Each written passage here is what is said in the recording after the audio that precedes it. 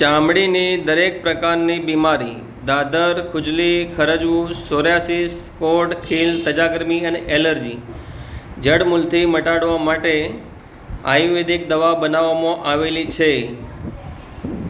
માનવ સેવા કેન્દ્ર ખેરાલુ, ગામ ખેરાલુ, તાલુકા ખેરાલુ, જિલ્લા મહેસાણા.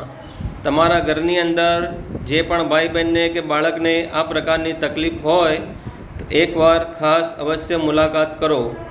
સમય સવારે 11 થી 2 વાગ્યા સુધી આયુર્વેદિક દવા આપવામાં આવશે.